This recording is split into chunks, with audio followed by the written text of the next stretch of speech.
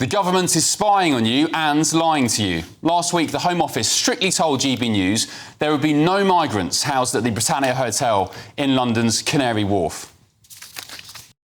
One of my producers here called the Home Office to check in because we, like many other people, were seeing social media posts of people at this hotel, and the rumours were that it was going to be used as a migrant hotel. And they basically categorically denied it to her.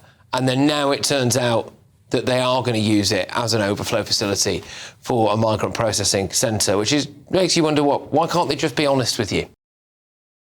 Yeah, all right then, surely we can trust the government, right? After all, it's their first priority to make sure British people, you and me, are safe. Well, take a look at this. This is the scene from the Britannia last night, where hundreds of small boat migrants were bussed into the hotel under the cover of darkness. And let's take a good look at the clientele, shall we? Men, all fighting age men, not a woman or child in sight. The time was around 1 a.m. Why did the Home Office move these men into the Britannia at 1 a.m? What kind of time is that? Some may think it was done deliberately, perhaps, to ensure it went without anybody noticing. And by the way, the government's doing this at the very same time they're censoring migrant hotel footage on social media under the Online Safety Act. And what's even worse is they're doing it at the same time of setting up a so-called elite Home Office department to monitor social media looking for critics of migrant hotels. I think just so they can grass you up to social media companies and ask them to ban your accounts. So, as I said, the government is literally spying on you at the same time as lying to you. But what does this kind of contempt towards the electorate create? Well, it creates anger, worry, concern, and distrust of authority. Distrust of the very people meant to have our best interests at heart. So while this was going on at the Britannia last night, today I went down to another migrant hotel at London's Barbican, where there have been dozens of arrests and charges in recent months for a range of alleged crimes linked to hotel migrants staying there. This woman I'm about to show you now is called Tony, and she told me why her community wanted the hotel shut down.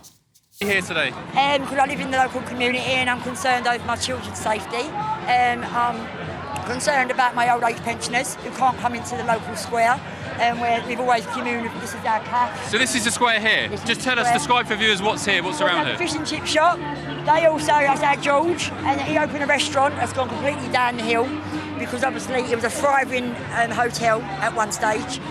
Now, as we know, it's just besieged. So that's a great point. So because there's no genuine guests there, there's no tourists staying here, the local businesses are losing out because people aren't eating, people aren't going to the restaurants. In the parks anymore, but you can't. How can you play with your kids on a paddling pool when you've got 4 or 5 men that you don't know glaring at you? They're disrespectful. They've got a different ideology. Tony, I've been with the Antifa stand-up to racism lot in the past couple of hours. They're not local. They've been bussed in, and also they're fully masked, but they're calling you lot racist, they're calling you lot bigoted. What's your response? We're a diverse community, so how can they call us racist? And I don't like the fact that these people are coming into our community, telling us what we've got to put up with, and it's our kids' children's safety that's paramount.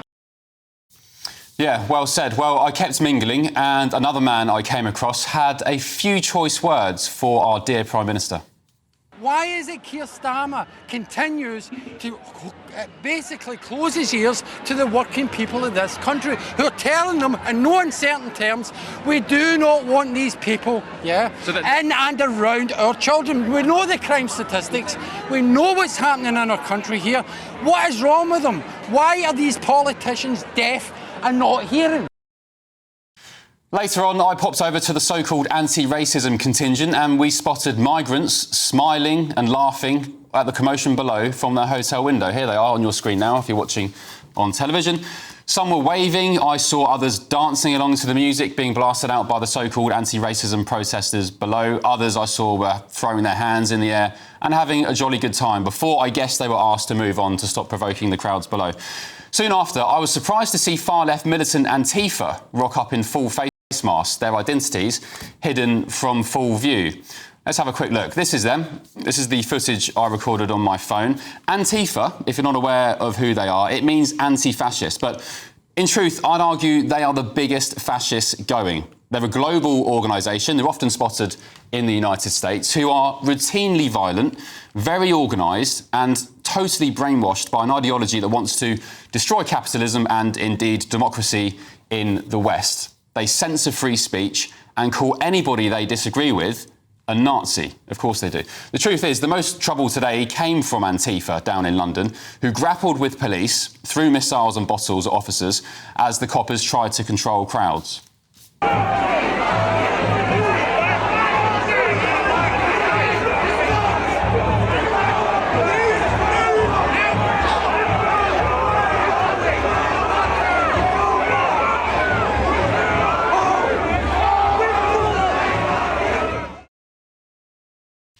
Interestingly, they were allowed to keep their face masks on as well, unlike other protests such as the Bell Hotel in Epping last weekend. I was there, where police enforced an order for people to remove all face coverings. In fact, I saw people get nicked because they refused to take their masks off.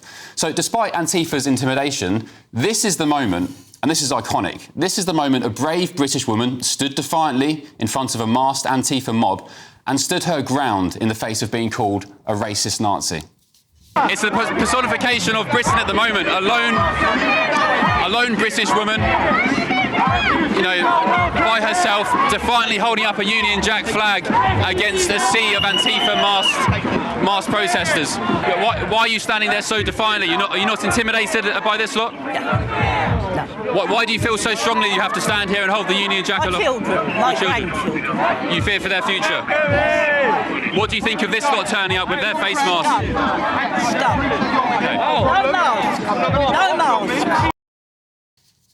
Well done, that woman. I tried to find her in the crowd afterwards to try and get her on the show tonight, but I lost her in the melee. But I'd argue she speaks for a lot of the country right now.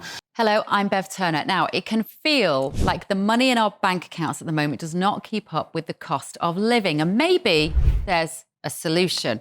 I'm here today with the CEO of TallyMoney, Cameron Parry. Cameron, what is TallyMoney?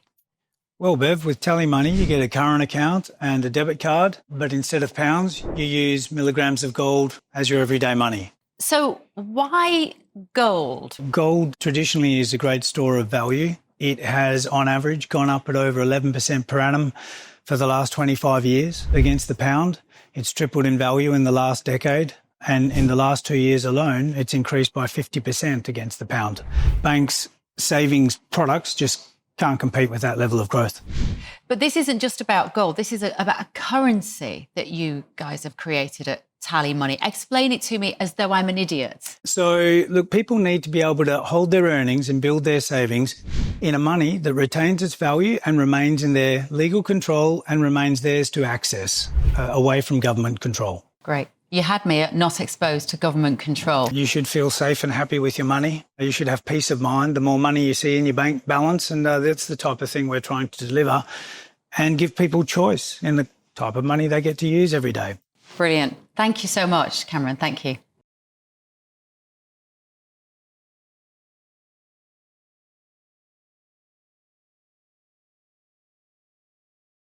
But sticking with Antifa, who and what are they? What are they doing at protests organised by worried Londoners who are concerned about illegal migrants and migrant hotels?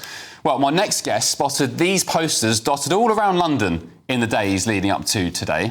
Let's take a look. It reads, "Kick the racists out of London, assemble at 2 p.m, call out by Central London anti-fascists." That is an Antifa poster.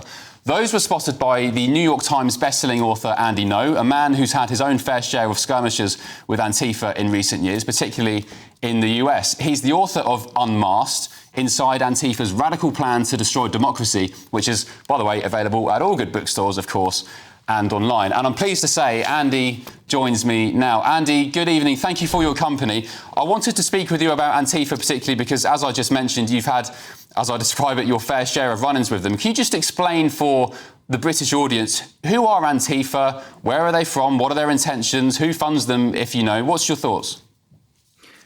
Antifa is a violent far-left movement, and they are decentralized in how they are generally organized. So you can think of their structure as actually very similar to how jihadist movements organize, in that you can have formalized groups that have names, and then you can have those who are radicalized to the individual level based on the propaganda that is put out into the ether, the internet, or the public. And you just showed some of the propaganda in the flyers. It is relentless. It's in person, it's online, it's through some of the institutions as well.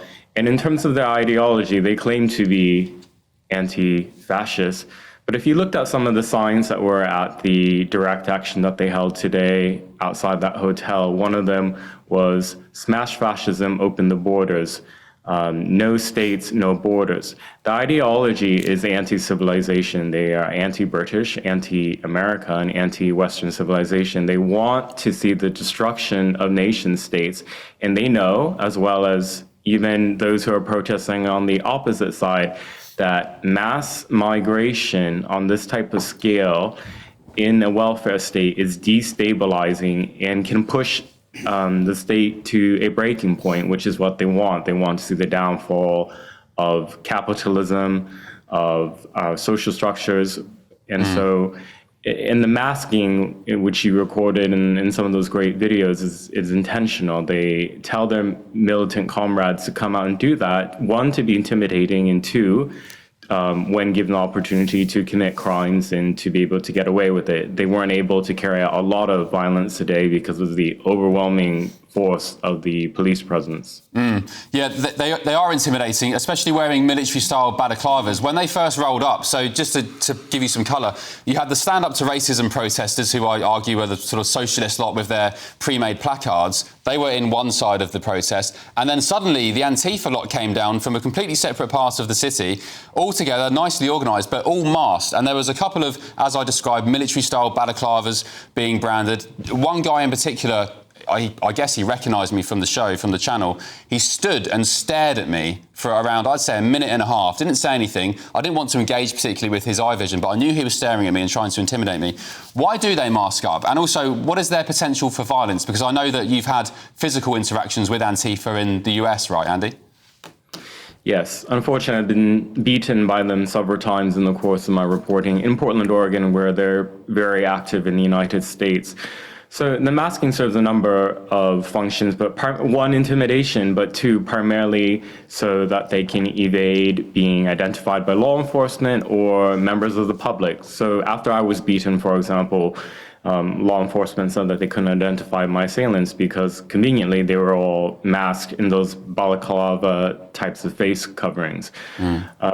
I just want to emphasize that today I think we didn't see mass brawls because of the presence of the police. That is a big difference between my country and yours, in that police in London keep demonstrators separated. I would not be surprised if within the backpacks of some of those militants that they came ready with weapons, because that is also something they instruct their members to do. Wow, that's pretty chilling to hear, Andy, quite frankly. Just finally, does it concern you, I know you're from the US, does it concern you to see Antifa now rocking up to these events in London, these protests, not just London, all across the country, because lots of these protests have started with very honest intentions from concerned mums and dads. They've had maybe a child assaulted in their area by a hotel migrant. Does it concern you that we're now getting to the point where Antifa are rocking up? It concerns me because a lot of the members of the public can be easily misled by the propaganda. In the flyers they put out, Antifa and their allies will call their opposition racist and fascist. And all you have to do in places like London and Manchester and other cities is to use that type of inflammatory rhetoric and lies to get people showed up, angry and ready for a fight. Yeah, indeed. Andy, thank you so much. I really appreciate your company this evening. You are, of course, the senior editor at the Post Millennial and author of that great book, Unmasked, Inside Antifa's Radical Plan to Destroy Democracy. Let's hope they don't succeed, eh? Andy, thank you very much. Have a good evening and the rest of your weekend. Well, let's get the thoughts of my panel now. The former Labour Special Advisor, Paul Richards, the former Scotland Yard detective, Peter Blexley, who I'm sure will have plenty to say on this, and the journalist and broadcaster, Linda Jubilee. Welcome along, panel. Once again, another week, I'm saying I'm thankful to be in the safety of the studio with you guys. Peter, I'll start with you as the ex-copper. What's your take on what we saw today? And also, my concern is the sort of arrival of Antifa at these events. More broadly, a sleeping giant has been stirred by all of this. And that sleeping giant is the moderate mainstream of Britain, who every 4 or 5 years ago, the most political thing they would do is put an X in a box on a ballot paper. Yeah. We have reached a tipping point. Now those people who pay their taxes, who are law-abiding, who raise great children, who contribute to this once great nation, they are awakened to the downfall, the decline, and quite frankly, the hellhole that we are heading towards in this country. And they will mobilise. When I say mobilise, they have considerable financial clout. Yeah, who funds them? No, I'm talking about the giant that's been awoken, right. The moderate mainstream of Britain here. They have financial clout. What's the point in leaving your home, if you're lucky enough to own one, to your children, only for them to live in a country of decline, decline, decline? The moderate mainstream of Britain are waking up to all of this. And when they mobilise, inherently peacefully, but in huge, huge numbers, this lamentable government will get the shock of its life, and we will inch towards Britain once again becoming the nation that it should be. Well, I appreciate your optimism. I've got similar thoughts. I think maybe in the next couple of years, you're going to get people who previously weren't engaged in the news or politics. I've said it before so many times, like a broken record, who will start to notice that something's not quite right, and they'll start getting engaged, as you say. People who before wouldn't even follow the news or any shows like this or look at the, migrant numbers or whatever. I think, as you said, there's a sleeping giant at play here. Linda, what's your take on all this? I think as well, and I think I've mentioned this before, that I worked in at least half a dozen hotels, mostly with evacuees from Afghanistan, which launching an English language programme. But inevitably, I came into contact with asylum seekers, and what I saw was a growing problem. And as Peter has rightly pointed out, the public slowly at that point became aware that there were many of these hotels in their area. They were all over West London, particularly round by Heathrow Airport. And really, I didn't believe the extent of it until I actually worked in those hotels. But what distresses me is that, you turn and you look at footage shot on the streets of London today, and it looks like a total mess. And Peter is completely right in saying that moderate people now are becoming terribly concerned. And I feel concerned sometimes. But you know what? There's another group of people that I think no one really mentions. And that's the group of people who are here legally as migrants, who contribute enormously to this country, some of whom have now held very senior posts in running this country, but actually are also scared themselves because they're worried about being tarred with the same brush. Yeah. They are part of the moderate mainstream that I speak of. Exactly. The immigrants that came here 50, 60 years ago that run the businesses, or who have contributed, recently, who have raised great children that are friends of our children and grandchildren. There is a mobilisation of millions of people in Britain who are quite frankly saying they've had enough. Yeah, they're sick of it. Paul, first of all, your take, but then I want to ask you as well about the Britannia Hotel situation. The Home Office said to Patrick Christie's show last week, we are not putting migrants in that hotel. They bust them in overnight last night. So maybe address that first, and then we'll get your thoughts on generally today. Well, in government communications, the basic rule is, do not tell lies to journalists because you will always be found out, right? So either somebody misspoke because they didn't have the information, or they, the line changed when they spoke, and then they did bust them in anyway. But either way, you just don't do that. You have to tell the truth, otherwise you do get found out, which is what's just to clarify, happened. We haven't had confirmation they are migrants at the hotel, but look, we're not stupid. Well, I mean, you've got to be careful when you're briefing journalists, and that's the thing I used to do for a living.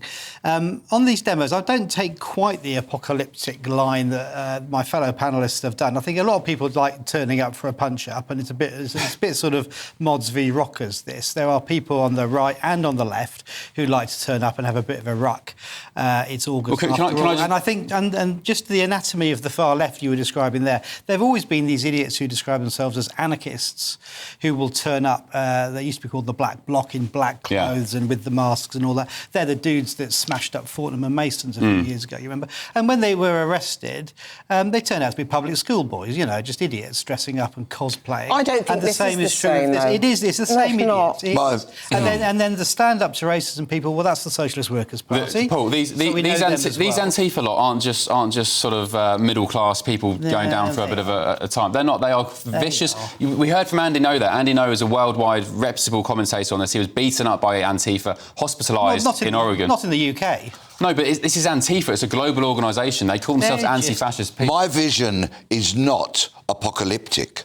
My vision, which happens to be the truth, is optimistic. Yep. The mainstream, the moderate mainstream of Britain has been woken up by this lamentable lying government, and it will mobilise both on the streets peacefully, democratically at the ballot box, with its vast wealth that collectively it owns, from the plumber to the train driver to the bus driver to the police officer when they're off duty and they speak secretly, to all of these millions of people. They are saying enough. Yeah, Peter, lots of viewers agreeing with you. Somebody said, Peter Blexley, you're absolutely spot on. Somebody else said, hear, Peter, I will join a peaceful protest. Yeah, lots of viewers agreeing with you. Panel, thank you very much. We're short for time because we had Andy. I need to read some statements as well. We contacted the Home Office this evening. They stated that due to safety and security concerns, they can't confirm whether migrants are being housed in hotels, of course. They also said they were unable to comment on operational matters in reference to whether migrants were transported to the Britannia at Canary Wharf to the hotel at 1 a.m. A spokesperson for Tower Hamlets Council said, we are aware of the government's decision to use the Britannia Hotel in Canary Wharf to provide temporary accommodation for asylum seekers. It's important that the government ensures that there is full packages of support for those staying at the hotel. We're working with the Home Office and partners to make sure that all necessary safety and safeguarding arrangements are in place. And in response to the Whitehall spy reports, a government spokesperson said, free speech is a cornerstone of our democracy. The Online Safety Act protects it. Platforms have a duty to uphold freedom of expression, and the Act places no curbs whatsoever on what adults can say and see on the internet, unless it's something that would be already illegal offline. The government has no role in deciding what actions platforms can take on legal content for adults. That is a matter for them, according to their own rules. There we go. Let us know what you think. GBNews.com/your say.